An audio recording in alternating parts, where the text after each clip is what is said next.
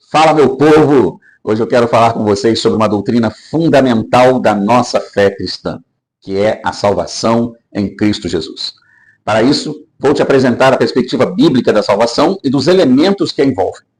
Salvação é uma palavra com muitos significados na Bíblia, podendo se referir a ser salvo de doença, de algum inimigo humano, do pecado, da destruição, da morte e ainda ser salvo na vida futura. É importante frisar que nas Escrituras a salvação é sempre operada por Deus e visa atingir os propósitos do Eterno. Só Deus pode salvar. E isso, claro, Ele faz por meio de Jesus Cristo, nosso Senhor. Para ensinar os conceitos que compõem a salvação, Deus ensinou a Israel no Antigo Testamento a realizar rituais que simbolizam a realidade salvadora que Cristo cumpriria. Esses ritos, que são sacrifícios de animais, holocaustos, festas religiosas, o próprio sacerdócio arônico, etc., por si mesmos não podem salvar ninguém. A salvação dependia da obediência aos ditames da lei quanto à moralidade e à santidade pessoais. Enquanto o Senhor estava preparando a humanidade para a revelação de Jesus, que de fato sim seria o cumprimento de toda a lei e dos ritos. Bom, o conceito da salvação. Ela acontece no momento do arrependimento dos nossos pecados. Arrepender é confessar e deixar. E então, da nossa decisão por receber a Jesus como nosso Senhor, que então também se tornará nosso Salvador. E aí ocorre instantaneamente a salvação do indivíduo e três coisas cooperam juntas para formar esse todo. A primeira delas é o perdão dos pecados, que acontece imediatamente e somente Deus pode dar, como nos ensinam os Salmos 32, versículo 1, o Salmo 30, versículos 3 e 4, também o profeta Isaías, no capítulo 43, 25, no capítulo 55, versículo 7, o profeta Miqueias, em 7, 19, e o evangelista Lucas, em Atos 2, 38. Isso só para citar alguns textos. Todo pecado sempre será contra a santidade de Deus, em primeiro lugar, pois tudo é dele e tudo que é contra a sua vontade é uma ofensa contra ele. Além de haver concertos entre pessoas, sempre deve haver o concerto com o Senhor, como também nosso Senhor Jesus nos ensina em Mateus 5, versículos 23 e 24. A justificação, que acontece por conta do perdão, é um termo jurídico que indica que estamos sem culpa diante da lei, do tribunal e do juiz. Mas não porque essa culpa foi simplesmente abolida, né? Mas porque tudo aquilo de que podíamos ser acusados foi pago por Jesus na cruz do Calvário. Não é um perdão vazio, é um perdão porque alguém pagou o preço da nossa dívida contra Deus. Esse fato não é exclusivo do Novo Testamento, pois Abraão, nosso pai na fé, creu e isso lhe foi imputado como justiça, como ensina o Gênesis 15, versículo 6, e também Paulo, escrevendo aos Romanos, no capítulo 4, versículo 3, lembra esse texto. O cumprimento da lei, apesar de exigir obediência irrestrita, não podia justificar o ser humano diante de Deus. Se esse já houvesse cometido algum pecado, teria que arcar com o salário desse pecado, como também ensina a palavra do Senhor em Levítico 18, versículos 4 e 5, Romanos 10, versículo 4 e também Romanos 8, versículo 3. Somente Deus pode justificar o homem diante de si mesmo. E isso ele o faz através de Jesus. Também Paulo escreve sobre isso para nós em Romanos 3, nos versículos 21 e 22, em Romanos 5, nos versículos 1, 2, 9, 18 e em Romanos 8, no versículo 1. A regeneração é o novo nascimento, né, ou o renascimento, de um espírito morto pelo pecado, sem comunhão com Deus, que agora nasce em Cristo Jesus. Por esse processo, ele é vivificado, ou seja, ele recebe uma nova vida, como Romanos 8, 11 ensina, 1 Coríntios 15, 22, Efésios 2, versículos 1, 5 e 6, Colossenses 2, versículo 13, e Tito, capítulo 3, versículo 5. A regeneração é uma ressurreição, que hoje é subjetiva para o incrédulo, que apenas observa, mas real para quem experimenta. Realmente, nosso espírito é vivificado. A santificação é um estado a que se entra, uma vez que nós somos santificados pelo Senhor. Também a palavra de Deus nos ensina isso desde o Antigo Testamento, em Êxodo 31, 13, em Levítico 20, versículo 8, e também o apóstolo Pedro, em 1 de Pedro 1, versículos 15 e 16. E essa santificação é um modo de vida requerido daqueles que experimentaram perdão dos seus antigos pecados, a justificação diante de Deus e a regeneração, ou novo nascimento. Então, recebe-se o título de santo e agora deve viver como tal, como Paulo nos ensina em Coríntios 7, para que possamos habitar e corresponder a esse título recebido por nós, pelo Senhor, que nos deu generosamente. E que também é ensinado em 1 Coríntios 6, 19 e 20, 2 Timóteo 1, 14, e que também caracteriza o que nos tornamos, uma nova criatura em Cristo Jesus, como Paulo, em 2 Coríntios 5,17 e em Gálatas 6,15 também nos ensina.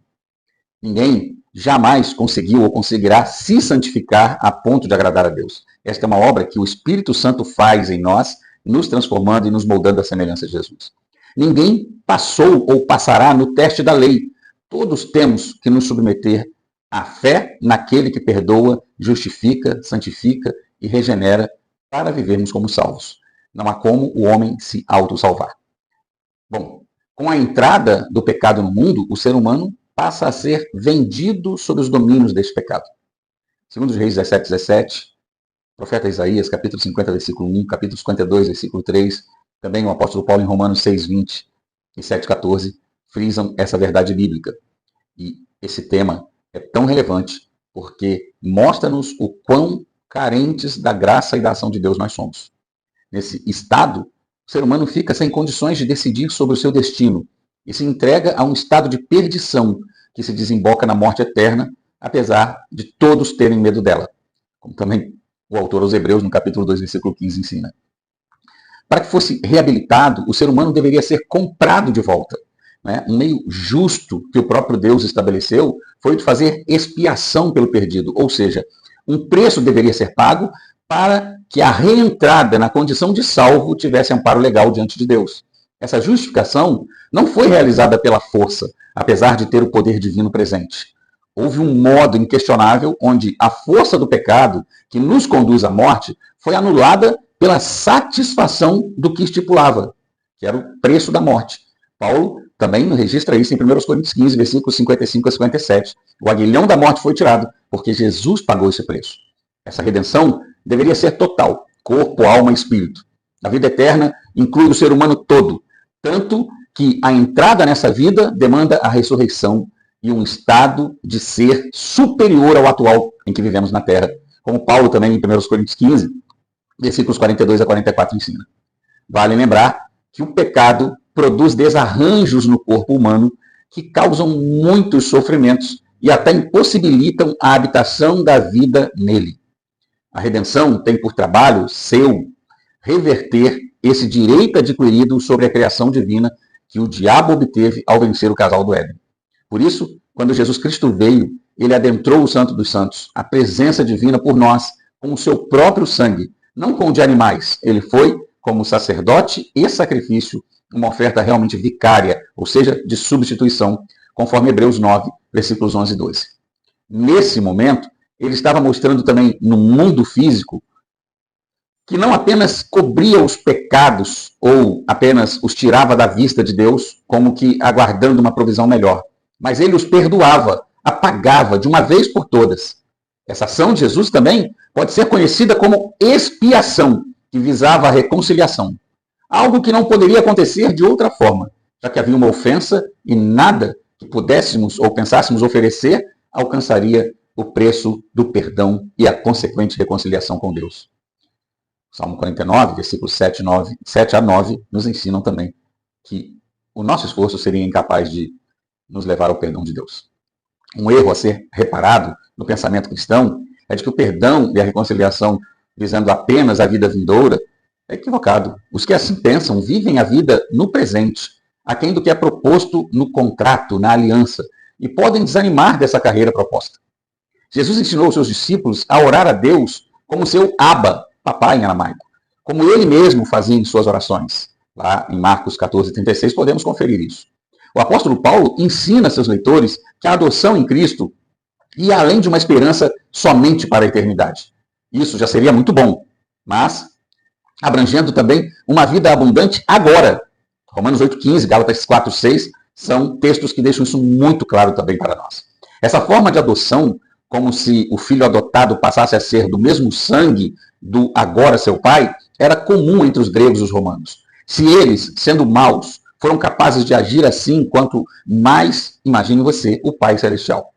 Isso mostra que a salvação, muito mais que um favor imerecido, é o restaurar de um relacionamento que um dia foi quebrado. O lado que propôs essa restauração é perfeito. Então, nada que faz será menor que nossa capacidade de avaliação. Paulo também corrobora isso em 1 Coríntios 2:9. Bom, Para fechar esse ciclo do entendimento da salvação, obviamente, o tema da vida após a morte aparece. Já desde o Antigo Testamento, se nota vislumbres de que havia uma crença na vida após a morte ou na ressurreição dos mortos. O escritor da carta aos Hebreus afirma que Abraão não hesitou em obedecer à ordem de oferecer Isaque em sacrifício, mesmo que ele depois queimasse o seu filho, porque ele entendia que, sendo ele o filho da promessa, até da morte o Senhor teria poder para trazê-lo de volta. Hebreus 11, versículos 17 a 19. Ainda com o pensamento do Antigo Testamento, Marta, a irmã de Lázaro, a quem Jesus ressuscitaria, afirma para o próprio Mestre que o seu irmão ressuscitaria na ressurreição do último dia, lá em João 11, 24. Esse pensamento de fé era corrente devido às promessas, como do texto do Salmo 16, 10, Salmo 49, 15, Salmo 71, 20, Oséias 13, versículo 14, e por aí afora. Inicialmente, pensava-se que os mortos não tinham mais o vigor dos que aqui estão e estavam em algum lugar abaixo, como se fosse no interior da terra, como declara Ezequiel 31, 17, 32, versículos 19 a 32 também. Com o tempo, esse pensamento evoluiu para o seio de Abraão, conforme ensinado por Jesus na passagem didática do rico e Lázaro, lá em Lucas 16, versículos 19 a 31, onde o Senhor mostra haver separação entre os justificados pela fé e os ímpios. Separação esta descrita como um abismo intransponível, mesmo para as almas desencarnadas. E havia consolo do lado dos justos e aflição do lado dos injustos. No momento da crucificação, um dos que foram condenados com Jesus arrependeu-se e suplicou a ele que se lembrasse dele quando entrasse no seu reino. Podemos nos lembrar desse texto de Lucas 23, 42. E ele obteve a declaração do Mestre de que estaria com ele nesse reino. Lá no versículo 43, o Senhor corrobora essa promessa. Ele, naquele dia, estaria com ele no paraíso. Paulo também se refere em 2 Coríntios 12, 4, e o apóstolo João em Apocalipse 2, 7. Tanto do lado da condenação como do lado da salvação, estão almas desencarnadas, aguardando algo ainda muito melhor, a ressurreição, para que a vida do porvir seja completa, obviamente. Embora possamos afirmar que haverá também uma ressurreição para condenação e horror eterno, como Daniel 12, 2 ensina, a prova de que haverá ressurreição para uma ordem de vida mais elevada pode ser entendida a partir de passagens como Mateus 22, versículos 23 a 32, onde nosso Senhor Jesus, sendo tentado pelos saduceus, que não acreditavam em anjos, espíritos e ressurreição, respondeu que eles erravam por não conhecerem as Escrituras, ou seja, as promessas de Deus, nem o poder de Deus. Isso significa a capacidade do Eterno de cumprir aquilo que prometeu. Uma vez que na vida além dessa, seremos como anjos do céu. E essa afirmação implica em muitas qualidades a serem exploradas. Jesus mostra que eles mesmos tinham o hábito de concordar com as Escrituras quando afirmavam que Deus é o Deus de Abraão, Isaque e Jacó. E isso, por si, mostra que Deus não tinha interesse em memórias póstumas, mas que, para ele, todos vivem. Paulo, em seu discurso no Areópago, na cidade de Atenas, afirmou que Deus destinou um homem para julgamento do mundo e deu certeza disso, ressuscitando esse homem dos mortos. Lá em Atos 17, 31, se referindo ao Senhor Jesus. Aquele que provou a morte em lugar dos pecadores, ressuscitou como prova de que é poderoso para a realização da eterna redenção de todos que creem. E também mais tarde Paulo escreve isso em Romanos 4, versículos 24 e 25. Na pregação de Pedro, no primeiro dia de Pentecostes, após a ressurreição de Jesus, ele encerra tudo isso em poucas palavras em Atos 2, versículos 22 a 24. Logo, irmãos, nós podemos concluir, a partir do texto de Provérbios, do capítulo 28, versículo 13, onde Salomão afirma que aquele que confessa as suas transgressões e deixa alcançar a misericórdia, que isso é o que acontece quando do arrependimento e da vinda incondicional a Jesus para a salvação das nossas almas. O pacote da salvação contém o perdão dos pecados, a justificação, a regeneração, a santificação, a redenção, a adoção e a vida da ressurreição, a vida eterna, a própria vida de Jesus. Amém? Que o Senhor te abençoe nesse estudo e que você seja profundamente edificado em sua fé. Um forte abraço em Cristo Jesus.